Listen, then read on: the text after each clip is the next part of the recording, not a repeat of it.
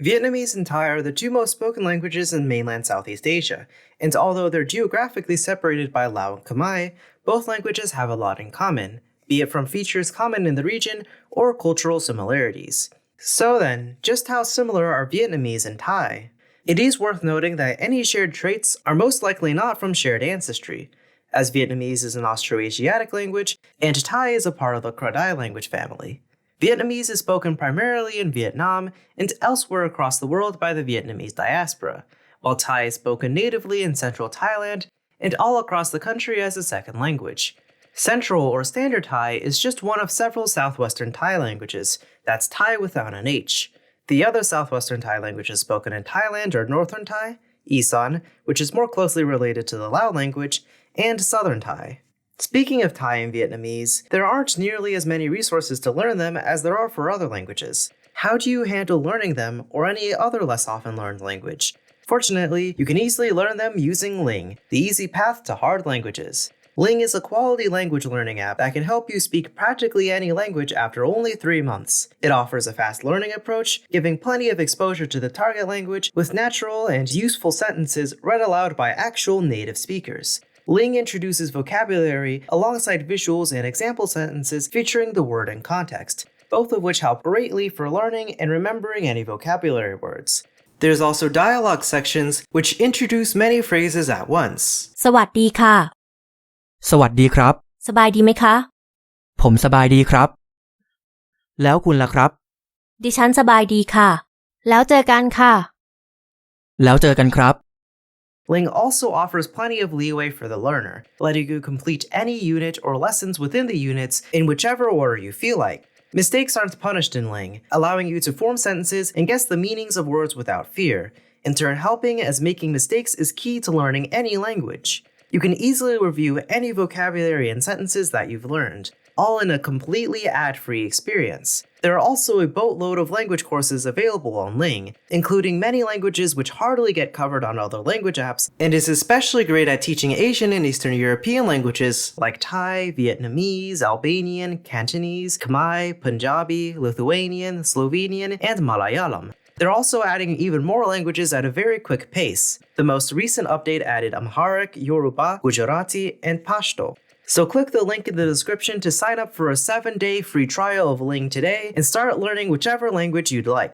Thank you again to Ling for sponsoring, and back to the video. To start, let's go over each part of the languages to assess how similar Vietnamese and Thai are, starting with their phonologies. Both languages have 9 vowels, with each of them having equivalents in the other. There's a, e, I, o, and u in both, and Thai has the close and close mid-back unrounded vowels and while Vietnamese has a vowel usually described as the central close unrounded vowel u, or the same vowel as Thai, in addition to schwa a. Both Vietnamese and Thai also have a length distinction with their vowels, although Vietnamese only distinguishes between long and short a and while Thai has short and long pairs for every single one of its vowels. The main phonemic coda consonants between the two languages are the same as well, with nasals ma, na, nga, and unreleased stops ba, ta, and ka. In Thai, glottal stops often appear after short vowels with no phonemic coda consonants, while this doesn't happen in Vietnamese, as short vowels always precede a phonemic coda in it. Vietnamese does have coda ma and ba, which occur as allophones as nga and ka, after phonemic a, o, and u, which shift to ao, o, and u in this context. And Vietnamese also has orthographic codas nh and ch, which in Northern Vietnamese are pronounced similar to coda nga and ka, and cause phonemic a and a to diphthongize to I and oi. There are plenty of diphthongs in both Thai and Vietnamese, though the majority of them could be analyzed as monophthongs followed by coda consonants ya and wa. There are 3 true diphthongs though, with ia, ua, and in Thai, and ia, ua, and ia in Vietnamese, which may be followed by all coda consonants including ya and wa. Thai can have some extra coda consonants in certain loan words, but are typically substituted for the 8 main ones in Thai, such as the word for basketball being pronounced either as basketball or basketball. The initial consonants are relatively similar as well, with ma, na, nga, ta, ka, cha, fa, sa, ha, and la being present in both languages. In Vietnamese and Thai, if there is no phonemic initial consonant, that a glottal stop appears at the beginning of the syllable. While Vietnamese has some aspirated sounds with ta and ka, the latter of which is pronounced kha in most dialects, Thai has more with pa and cha as well. Thai also has voiced stops ba and da, and their equivalents in Vietnamese are voiced implosives ba and da, both of which are often preceded by glottal stops. Unlike Thai, Vietnamese has no initial plain ba sound outside of loanwords, where it is often merged with ba. Both Thai and Southern Vietnamese have the sounds ya and erotic ra, but these sounds have both shifted to za in Northern Vietnamese. Both languages allow for syllable initial consonant clusters, where the second consonant in the cluster must always be a liquid.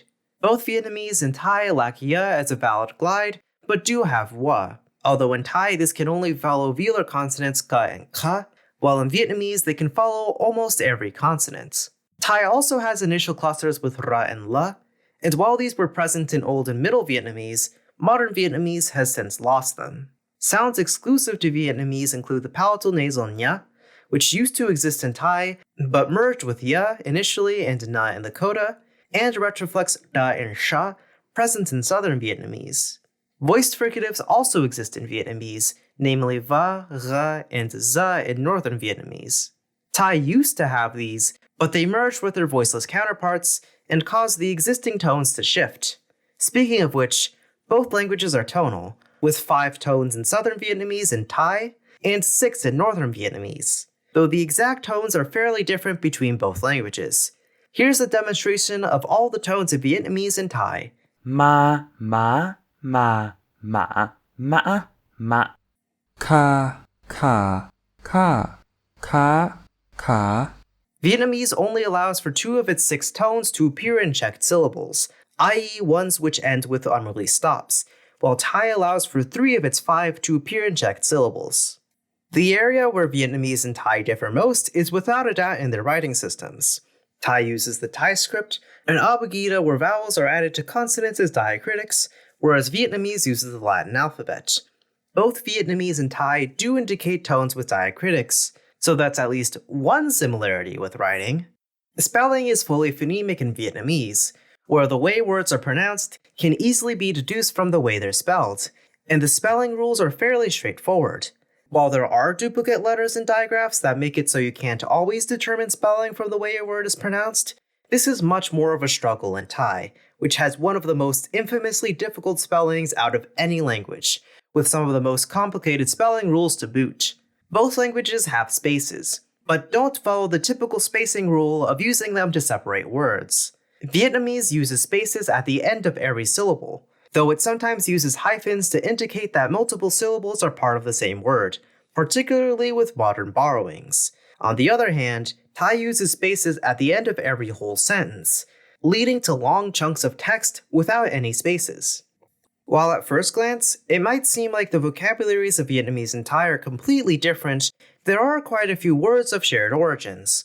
For one, there are a few words of Austroasiatic origin in Thai, particularly from Khmer, though these are far and few in between and are usually unrecognizable to any Vietnamese cognates. Being a part of the Sinosphere, Vietnamese has had a massive amount of influence from the Chinese languages, with upwards of 60% of its vocabulary being of Chinese origin, though the percentage is never this high in casual conversation. While Thai didn't have nearly as much Chinese influence, there were still plenty of loanwords from Middle Chinese with similar forms to Vietnamese. Glue, Keo, cao, tea, cha, cha, sound, tiếng, xiang.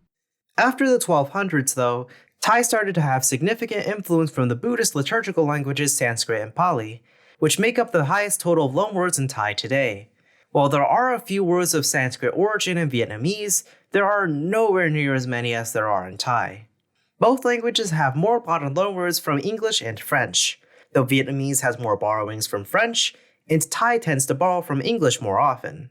Battery, Pin, battery, coffee, cà phê, cà phê, TV, TV, TV. The native Kradai words of Thai and native Austroasiatic words of Vietnamese, which make up the majority of common words in both languages, are by and large completely different in form. The vast majority of native root words in both languages are only one syllable long, a trait shared with most other languages in the region. Both languages also use kinship pronouns, using words referring to family members like brother, sister, aunt, and uncle to refer to people more often than with generic pronouns. Thai has a fairly large formality distinction present in its vocabulary, as opposed to Vietnamese, which lacks a politeness system. The area in which Vietnamese and Thai are the most similar is definitely with their grammar and syntax. Both languages are purely head initial, meaning they have SVO word order, which places the subject first, then the verb, then the object, have adjectives going after nouns, and have prepositions instead of postpositions. I see a cute dog on the street. Tôi thấy một con chó đáng yêu ở đường.